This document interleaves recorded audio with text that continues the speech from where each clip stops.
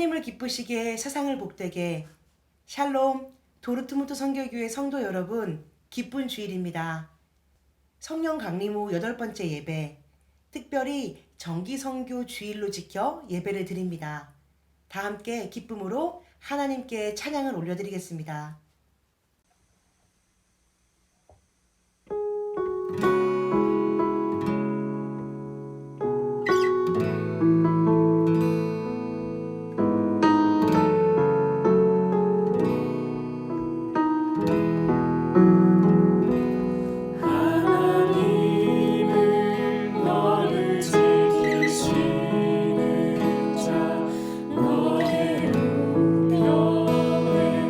그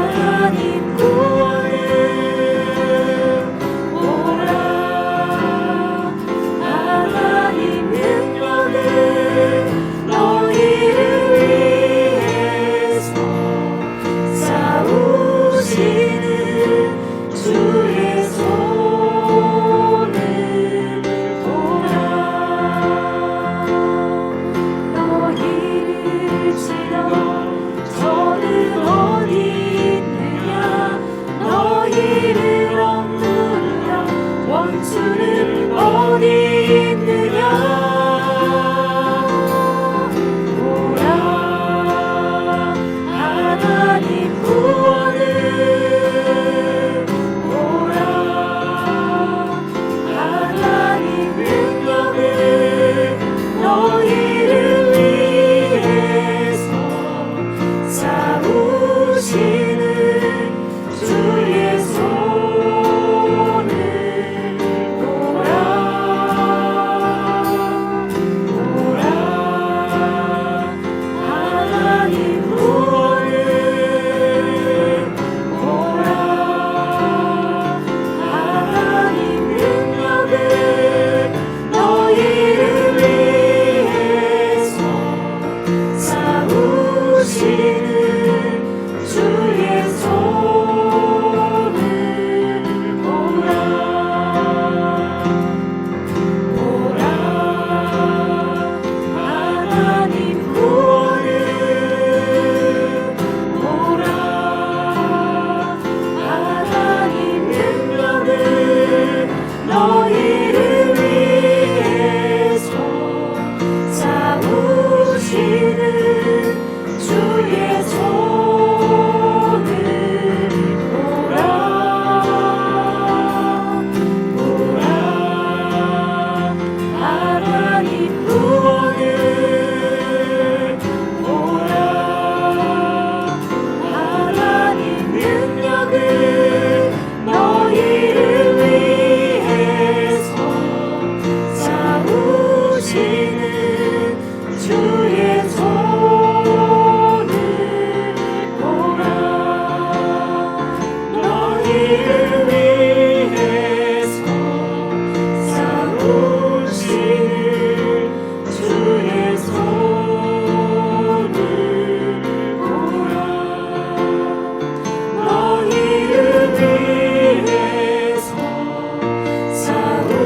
싸우시는 주의 손을 보라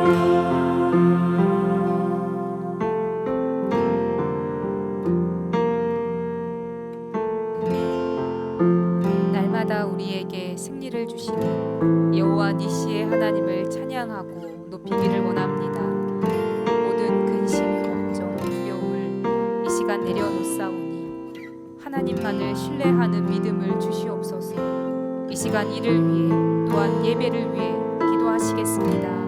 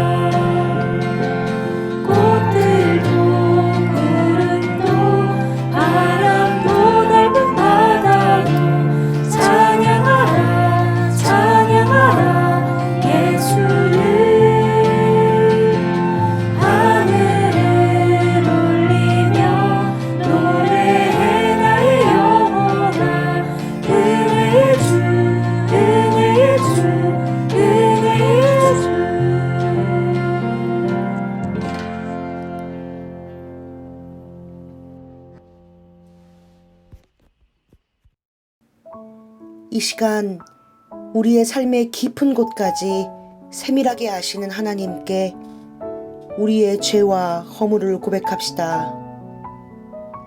주님께서 허락하신 한 주간의 삶을 살아오면서 주님 앞에서 진실하지 못했던 모습들을 고백하고 성실하지 못했던 모습들을 회개합시다.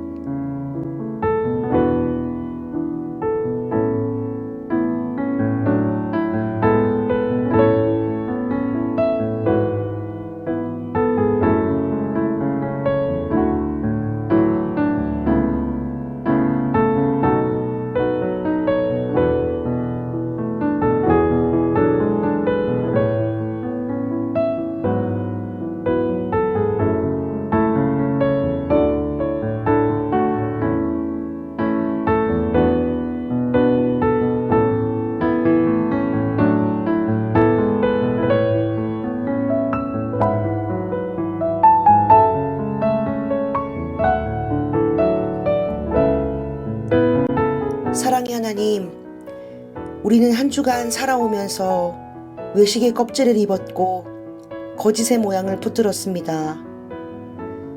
우리는 날마다 머릿속에 스쳐가는 생각뿐만 아니라 마음속에 품은 생각과 말로 또한 범죄하였습니다. 스스로 구원할 수 없는 나약한 인간임에도 불구하고 하나님과 같이 되려는 자만함으로 가득했습니다. 이 시간 주님 앞에 회개하오니 예수 그리스도를 통한 십자가의 보혈로 덮어주시고 용서하여 주시옵소서. 예수 그리스도의 이름으로 참회하며 기도드립니다. 아멘. 다 함께 사도신경 하겠습니다. 나는 전능하신 아버지 하나님, 천지의 창조주를 믿습니다. 나는 그의 유일하신 아들 우리 주 예수 그리스도를 믿습니다. 그는 성령으로 잉태되어 동정녀 마리아에게서 나시고 본디오 빌라도에게 고난을 받아 십자가에 못 박혀 죽으시고 장사된 지 사흘 만에 죽은 자 가운데서 다시 살아나셨으며 하늘에 오르시어 전능하신 아버지 하나님 우편에 앉아 계시다가 거기로부터 살아있는 자와 죽은 자를 심판하러 오십니다. 나는 성령을 믿으며 거룩한 공교회와 성도의 교제와 죄를 용서받는 것과 몸의 부활과 영생을 믿습니다. 아멘. 다 함께 교독문 110번 교독하겠습니다. 온 땅이여 여호와께 노래하며 그의 구원을 날마다 선포할지어다. 그의 영광을 모든 민족 중에 그의 기이한 행적을 만민 중에 선포할지어다. 여호와는 위대하시니 극진히 찬양할 것이요 모든 신보다 경외할 것이며 예수께서 또 이르시되 너희에게 평강이 있을지어다. 아버지께서 나를 보내신 것 같이 나도 너희를 보내노라. 그러므로 너희는 가서 모든 민족을 제자로 삼아 아버지와 아들과 성령의 이름으로 세례를 베풀고 내가 너희에게 분부한 모든 것을 가르쳐 지키게 하라. 볼지어다 내가 세상 끝날까지 너희와 항상 함께 있으리라 하시니라.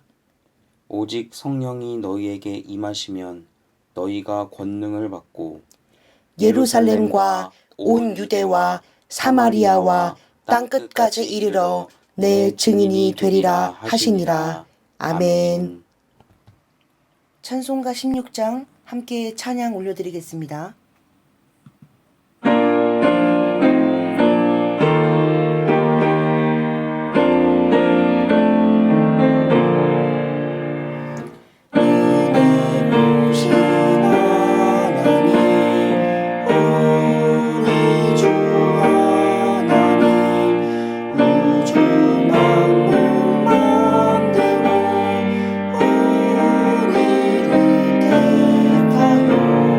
사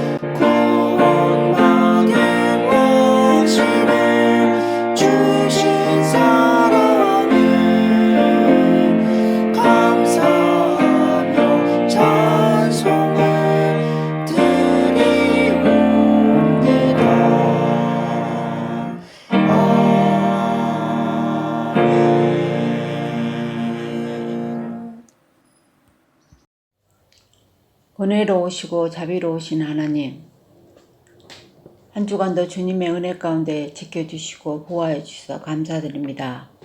오늘도 온라인을 통하여 각 가정에서 예배를 드립니다. 이 영상 예배 가운데 저희 공동체를 성령의 꾼이로 묶고 하나 되게 해주심을 감사드립니다. 지금까지 온라인 예배를 위해 수고하신 목사님, 전도사님, 찬양팀, 반주자 모두에게 감사를 드립니다. 그분들의 수고와 섬김이 있었으므로 온라인 예배를 드릴 수 있었습니다. 주님 그들을 축복하여 주시옵소서. 이 어려운 시간에도 때를 따라 이른 비와 늦은 비로 저희들의 삶을 채우시는 주님께 감사를 드립니다. 사랑의 하나님, 늘 반복되는 요즘 우리들의 일상을 되돌아봅니다. 코로나로 인해 주님께 드려지는 주일 예배가 신령과 진정으로 드려지고 있는지요. 주님께 향한 마음이 편안함 속에서 안주하며 저희들이 영적으로 나태해지지는 않았는지요. 주님 앞에 온전히 드리지 못했음을 이 시간 고백합니다. 오늘 말씀과 예배를 통하여 저희들의 마음과 영이 새롭게 되기를 원합니다. 지금은 온 세계가 코로나로 인해 힘들고 어려운 상황입니다. 학업하는 자, 사업하는 자, 직장에서 근무하는 자, 어떤 변수가 있을지 알 수가 없습니다. 특별히 가난하고 어려운 나라들을 주님의 긍휼과 자비를 베풀어 주시옵소서. 이 어두운 터널을 빨리 지나갈 수 있도록 주님의 지혜를 구합니다. 한국에 계시는 이하정 목사님을 위해 기도합니다. 허리 수술을 다시 하신 어머니께 치료하는 강선을 비추시어 치유케 하시고 후유증 없게 회복되기를 간구합니다. 이하정 목사님도 영육간에 강건케 하시고 한국에서 모든 일정이 하나님의 섭리 가운데 잘 진행될 수 있도록 인도하여 주시옵소서. 하나님, 이번에 김선영 권사님이 수술을 하셨습니다. 잘 끝내게 하여 주시고 앞으로 빠른 회복과 재활 훈련을 잘 받을 수 있도록 인도하여 주시옵소서. 오늘 말씀을 전하시는 박선미 전도사님, 신영철 전도사님 그 가정을 축복하시고 특별히 박선미 전도사님 건강과 대학 생명까지도 주님께서 늘 함께 하시리라 믿습니다.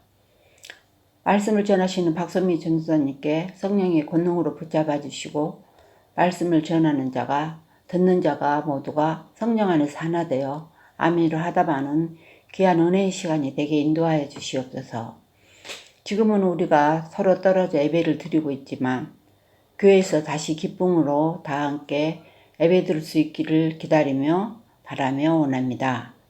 이 모든 말씀 우리 주 예수 그리스도의 이름으로 감사하며 기도드립니다. 아멘.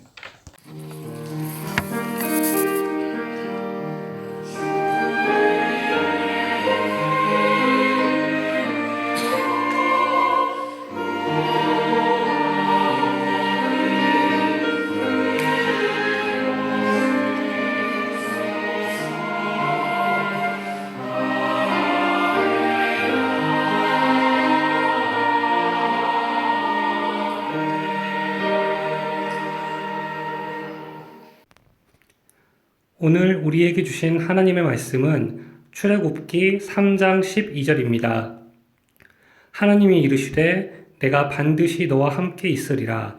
내가 그 백성을 애굽에서 인도하여 낸 후에 너희가 이 산에서 하나님을 섬기리니 이것이 내가 너를 보낸 증거니라. 이는 살아계신 하나님의 말씀입니다.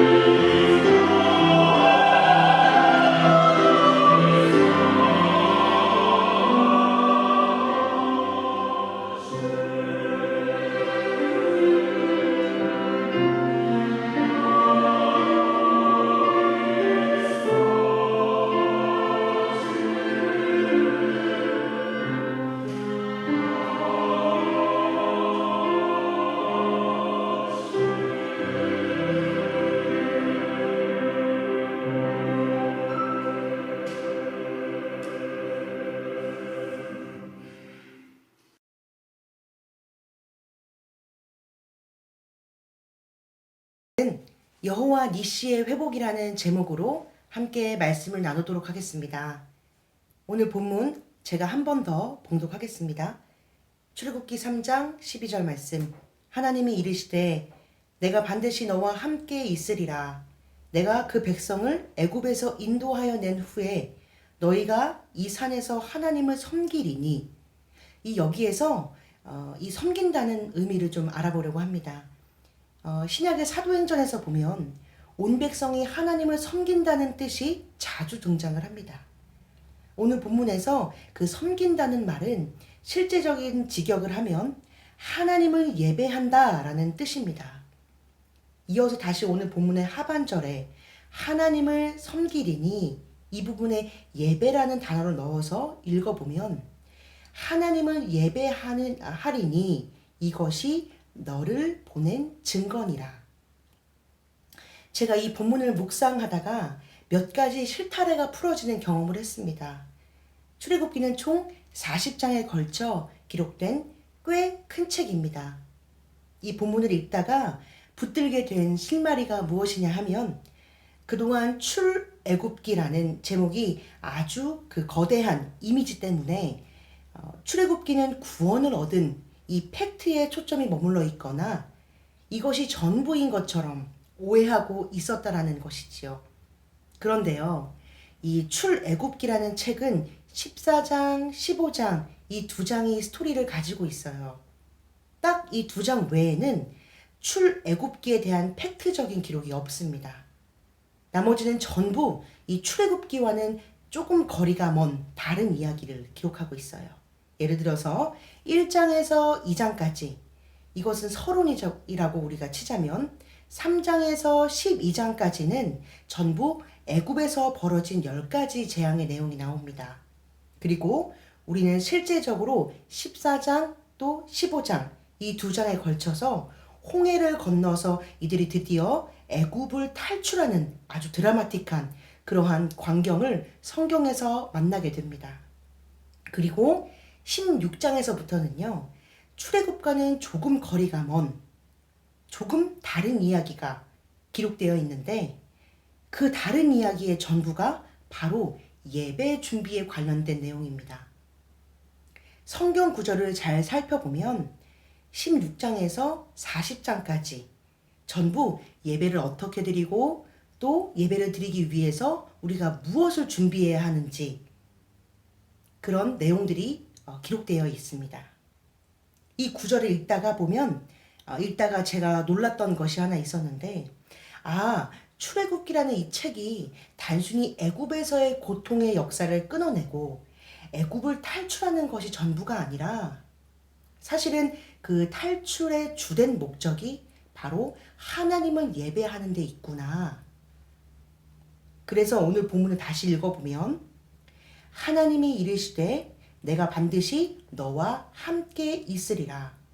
내가 그 백성을 애굽에서 인도하여 낸 후에 너희가 이 산에서 하나님을 섬기리니 이것이 내가 너를 보낸 증거니라. 아멘. 하나님이 430년 동안 애굽에 살던 이 백성들을 구원해낸 목적은요, 바로 하나님을 예배케 하기 위함입니다.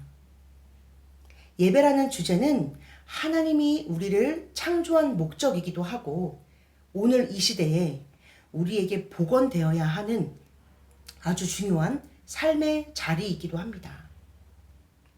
자, 그렇다면 제가 질문을 하나 드릴게요. 이 이스라엘 백성들은 애굽에서 얼마나 생활을 했었죠? 네, 4대에 걸쳐서 430년을 지낸 것이 정설입니다. 그런데 제 질문은 연수가 궁금해서 여쭤본 것이 아니라 이제 진짜 질문입니다. 그 430년 동안 히브리 노예들이 과연 하나님께 갖춰진 예배 생활을 했을까요? 아니면 하지 못하였을까요? 네, 거의 안 한 것이 맞습니다. 제가 몇 군데 본문을 보면서 여러분에게 설명을 드리겠습니다. 창세기 50장 3절입니다. 이 구절을 보면 이 장례의 절차가 장래의 내용이 등장을 하는데 요셉 총리의 아버지인 야곱이 죽었을 때 어떤 식으로 장례를 치렀는가를 기록한 내용입니다. 제가 읽겠습니다. 40일이 걸렸으니 향으로 처리하는 데는 이 날수가 걸림이며 애굽 사람들은 70일 동안 그를 위하여 곡하였더라. 아멘. 여러분, 그 향 재료를 넣는데 며칠이 걸렸다고 이야기하죠? 네, 40일이 걸렸습니다. 장례를 참 오래 했지요. 그렇다면 이 장례법은요, 애굽식이었을까요? 아니면 유대식이었을까요? 바로 애굽식입니다. 그런데 여러분, 장례라는 것은요, 그 나라 또 그 민족에게 있어서 모든 문화와 세계관과 가치관이 가장 잘 응집된 그런 예식이에요.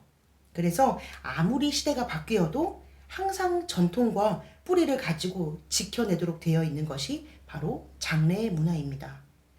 그래서 아무리 수천 년이 흘러도, 오랜 시간이 흘러도 각 민족이 가지고 있는 장례 문화는 굉장히 중요합니다.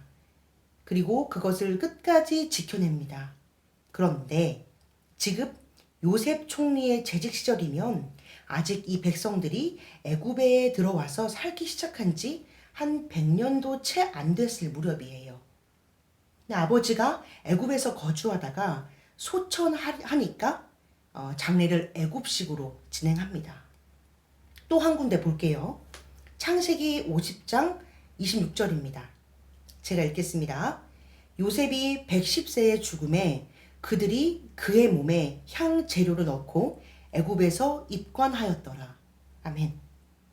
그러니까 세월이 흘러서 이제는 아들이 죽게 되었어요. 야곱이 죽고 나서 요셉이 한 54년을 더 살았으니까 이때쯤이 한 54년쯤 흘렀을 것입니다. 그런데 요셉이 죽었는데도 그 장례 절차는 역시나 애굽식을 따르고 있습니다. 그러면 이들이 100년, 200년 산 것이 아니라 애굽에서 최소 400년을 지냈을 때 이들의 세계관, 또 가치관, 그리고 신관 등등 하나님에 대한 기억이 남아있을까요? 거의 없다고 보는 것이 정확할 것입니다. 예배 안 드렸어요.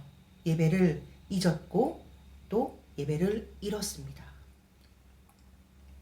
하나님께서는 이제 이러한 백성들을 야곱의 언약에 따라 불러내야 하는데 왜 불러낸다고 했죠? 아까 서론에 너네가 힘들겠구나 해서 구원해내는 것이 아니라 이들의 예배를 이들이 하나님께 예배하게 하기 위하여, 다시 말해서 잃어버린 예배의 원형을 복원하게 하기 위하여 이들을 불러냈다라는 거예요. 우리는 이 출애굽의 목적을 정확하게 인식해야 합니다. 그러면 예배의 원형을 복원하기 위해서는 어떻게 해야 할까요? 하나님께서 하신 첫 번째 단계가 있습니다. 바로 그것이 무엇이냐면 출애굽기 2장 23절에 기록되어 있습니다. 제가 읽겠습니다. 여러 해 후에 애굽 왕은 죽었고 이스라엘 자손은 고된 노동으로 말미암아 탄식하며 부르짖으니 그 고된 노동으로 말미암아 부르짖는 소리가 하나님께 상달된지라. 아멘. 하나님께서 이들의 예배를 잃어버린 이들의 예배의 잃어버린 원형을 기억해내게 하고 또 복원해내게 하기 위하여 첫 번째로 하셨던 그런 삶의 조치가 바로 부르짖게 한 거였어요. 바로 부르짖는 것입니다. 그 영혼 속에 그 삶의 환경에 곰핍함을 주시고 또 절망을 주시고 탄식을 주셔서 계속적으로 부르짖게 만드시는 거예요. 여러분 가만히 보세요.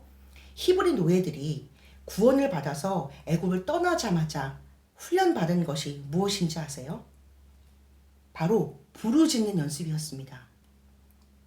도도히 흐르는 그 홍해 앞에서 그들은 울부짖었습니다. 또 출애굽기 14장 11절에 등장하는데 그 내용이 홍해를 건너서 그 떡의 문제 때문에 하나님 앞에 죽일 듯 달려들어서 모세를 향하여 부르짖습니다. 애굽에 매장지가 없어서 당신이 우리를 이끌어내어 이 광야에서 죽게 하십니까? 하늘을 찌르듯 고소와 고발이 터집니다. 또 반석 앞에 그 마라의 쓴물 앞에 일관된 백성들의 태도도 역시 부르짖음이었습니다. 하나님은 이런 역설적인 상황을 통해서 이들의 뿌리 깊은 그 심장의 근본에 있는 무엇을 회복하고자 한 것입니까? 바로 하나님을 향한 잃어버린 예배의 기억, 그것을 그 원형을 복원시키는 그러한 작업이에요. 광야에 이들을 토해내시고 계속적으로 하셨던 그 작업은 바로 부르짖게 하는 것입니다. 그러다가 이 백성들은 최대의 위기 앞에 서게 됩니다. 지금까지 먹고 입고 하는 그 문제들은 어떻게든 건너왔는데 이제는 그 강력한 아말렉이라는 대적이 그 구원받은 백성들 앞에서 버티고 그 모두를 죽이겠다고 하는 거예요. 이때 모세의 기도를 통해서 하나님께서 친히 앞서 싸우시고 이 백성들을 구원해내십니다. 사실상 말이 안 되는 그러한 전쟁인데 하나님께서는 승리를 허락하십니다. 그 장면을 함께 볼게요. 출애굽기 17장 15절. 모세가 제단을 쌓고 그 이름을 여호와 니시라 하고, 여기에서 이 백성들이 처음으로 무엇을 쌓았다고 이야기하죠? 바로 제단입니다. 바로 예배가 드려진 거예요. 여기에서 니시라는 말은요, 나의 깃발이라는 의미를 가지고 있어요. 조금 더 니시의 어원적인 그런 원형을 보면 기적이라는 의미도 포함하고 있습니다. 정리하면요, 예배는요, 바로 하나님의 기적의 현장입니다. 하나님이 나를 만나주시고, 다시 말해서 거룩한 하나님이 죄인된 더러운 죄인을 만나주시는 그런 장소, 피조물과 교제해 주시는 그런 장소, 공간, 시간, 이것이 바로 여호와 니시. 이 첫 번째 깃발이 여기에 꽂아지는 거예요. 그래서 이 출애굽기 여정은요, 이들의 삶 속에 잊어버렸던 예배, 그 기억을 되찾아가는 그런 과정이라는 것을 우리는 놓쳐서는 안 됩니다. 우리 인간은 연약한지라 처절하고 속일 너덜너덜해지고 막다른 골목까지 내몰아질 때 비로소 하나님을 향하여 우리의 잃어버렸던 그 원형의 기억을 되살리게 되는 것입니다. 그때야 비로소 우리는 울부짖게 되지요. 여러분, 선교의 궁극적인 목적이 무엇입니까? 복음이 전파되는 것까지가 아니라 그것을 뛰어넘어서 그 우상 숭배로 가득했던 그 어둠의 땅에 하나님을 알지 못하고 하나님을 고백하지 못했던 그 영혼들이 한 마음과 한 고백으로 하나님께 예배하는 자리에까지 가게 하는 것. 이것이 바로 선교의 진짜 목적이에요.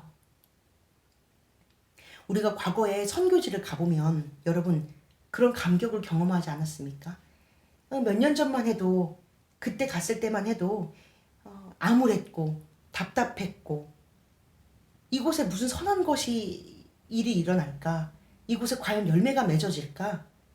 수많은 의혹과 또 염려로 한 발 한 발 걸음을 내딛었던 적이 우리에게 있었지요. 그런데 계속적으로 그 선교의 발걸음을 내딛다 보니까 하나님께서 우리가 디뎠던 그 땅에, 그 땅 끝에 예배의 처소를 만드시고 또 예배의 감격을 불어넣어 주신 것. 우리가 선교하는 진짜 목적입니다. 그런데 여러분, 이것이 어디서부터 시작이 되어야 할까요? 내가 먼저 그 예배의 감격이 없다면 보내는 선교 또는 보내어지는 그 선교의 현장에서 예배가 되살아나고 또 그것이 전달될 수가 있을까요? 불가능한 것이지요. 지금 저를 포함한 우리 사랑하는 도르트문트 선교교회 모든 성도분들의 그 여호와 니시의 깃발이 꺾여 있고 또 부러져 있고 파묻혀 있다면 그 잃어버린 예배 현장마다 여호와 니시, 바로 하나님의 기적의 깃발이 다시 그 힘차게 펄럭이는, 복원이 이루어지고 내 삶에 여러 가지 무너졌던 것들이 예배로 하여금 되살아나는 이 시급하고 긴급한 문제를 우리는 해결해야 합니다. 우리는 오늘 이 출애굽기 본문을 붙들고 우리의 삶의 자리를 돌아보면서 내 안에 잊어버리고 잃어버렸던 그 예배의 원형을 복원하고 그 선교의 동력이 일어나는 오늘 이 시간이 되기를 주님의 이름으로 소망합니다. 우리 함께 기도하겠습니다. 잃어버렸던 그 히브리 노예들의 기억 속에 예배의 기억을 복원시키시고 또 하나님에 대한 기억을 복원시키시는 것을 꾸준히 바라고 원하셨던 하나님, 오늘 이 시간 내 안에 잃어버렸던 그 예배의 원형이 회복되어지고 선교를 통해 온 땅 끝에 하나님의 예배가 회복되는 기적의 역사를 맛보는 도르트문트 선교교회 모든 성도가 되게 하여 주시옵소서. 예수님의 이름으로 기도드립니다. 아멘. 찬송가 213장 함께 찬양드리며 준비하신 예물 하나님께 올려드리겠습니다.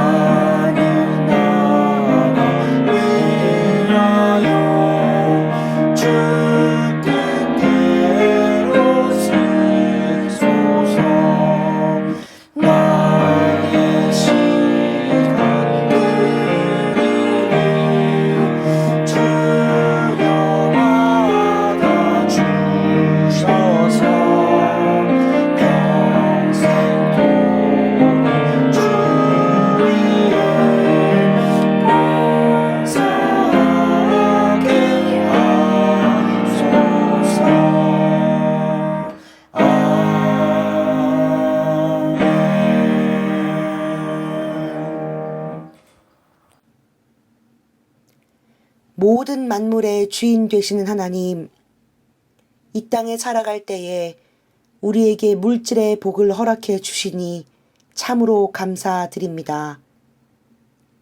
우리에게 주어진 것들 모두가 하나님의 것임을 고백하며 주님의 날에 귀한 성도들이 마음과 중심을 담아 하나님 앞에 귀한 예물을 올려드립니다.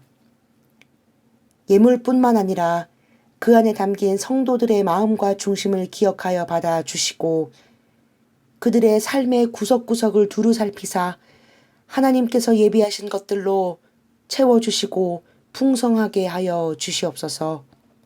또한 하나님께 드리는 예배의 원형이 복원되고 살아나는 영역에 이 모든 예물이 귀히 쓰여지게 하여 주시옵소서. 이번 주 아프리카 땅 코모로를 위해 기도합니다. 코모로의 기독교 성도들이 예수 그리스도의 십자가의 길을 감당하며 나아갈 때 그들을 통해 이슬람교 이방신이 무너지고 타락한 영역이 회복되어서 코모로 민족이 주님께 회개하며 돌아오는 역사를 속히 보게 하여 주시옵소서.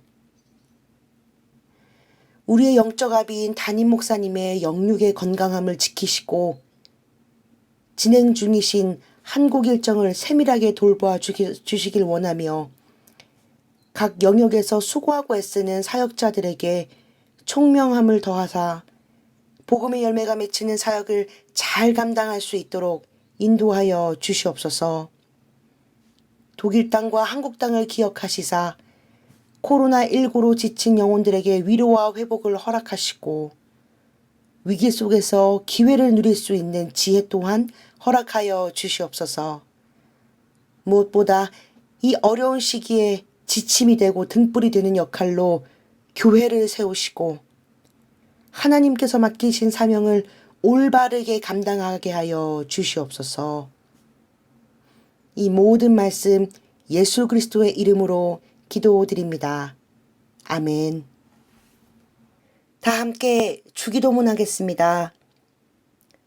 하늘에 계신 우리 아버지, 아버지의 이름을 거룩하게 하시며 아버지의 나라가 오게 하시며 아버지의 뜻이 하늘에서와 같이 땅에서도 이루어지게 하소서.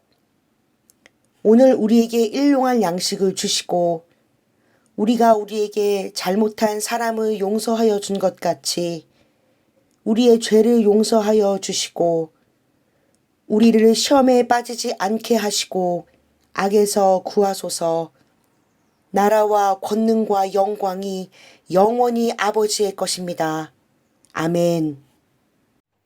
사랑과 은혜가 충만하신 하나님, 오늘도 하나님 앞에 나와 예배를 드립니다.